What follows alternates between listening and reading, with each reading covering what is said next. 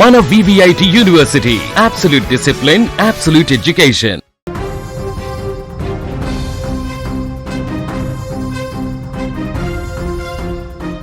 6 హత్య కేసులో నిందితుడిగా ఆరోపణలు ఎదుర్కొంటున్న ఒక వ్యక్తి కోసం పోలీసులు ఇప్పుడు భారీ రివార్డు ప్రకటించారు.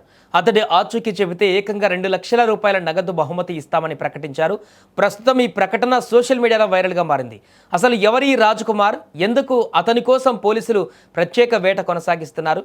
ఒకసారి ఈరోజు జరిగినటువంటి ఆ దారుణ కాండ గురించి ఒకసారి చూస్తే, ఫ్యూచర్ సిటీ పోలీసుల తాజా ప్రకటన ప్రకారం రాష్ట్ర వ్యాప్తంగా సంచలనంగా మారింది. పరారీలో ఉన్న నిందితుడు పి రాజ్ కుమార్ను పట్టించేందుకు ప్రజల సహకారం కోరుతూ ప్రత్యేక ప్రకటన ఇప్పుడు పోలీసులు విడుదల చేశారు.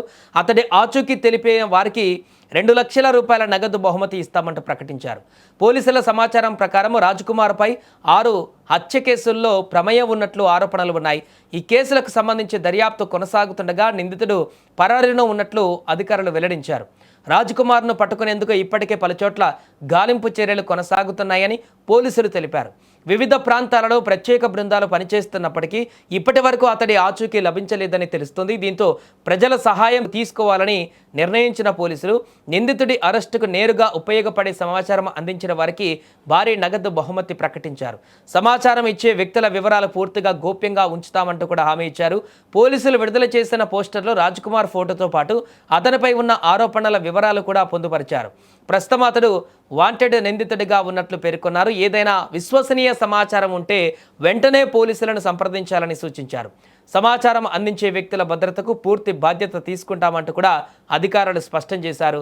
ఒకవైపు 6 హత్యల కేసు ఆరోపణలు, మరోవైపు 2 లక్షల రూపాయల రివార్డు ప్రకటన. దీంతో ఈ కేసు ఇప్పుడు తీవ్ర చర్చనీయాంశంగా మారింది. రాజ్ కుమార్ ఎక్కడ ఉన్నాడు, అతన్ని పోలీసులు ఎప్పుడు పట్టుకుంటారు అన్నది ఆసక్తికరంగా మారింది. ఏదేమైనా 6గురిని అత్యంత దారుణంగా పోక్సో కేసులో అరెస్ట్ అయినటువంటి నిందితుడు బయటకు వచ్చిన తర్వాత 6గురిని కేసు పెట్టినటువంటి బాలికను, వారి అమ్మని, వాళ్ళ నానమ్మని తో పాటుగా వీరి కుటుంబ సభ్యులని, భార్యని, పిల్లలను కూడా అత్యంత దారుణంగా పైశాచికంగా చంపేసినటువంటి ఈ దారుణ ఘటన ఈరోజు ఉదయమే వెలుగులోకి రావడం జరిగింది. ఈ ఉదయం నుంచి అతను పరారీలో ఉన్నటువంటి నేపథ్యంలో పోలీసులు తాజాగా ఈ ప్రకటన విడుదల చేశారు.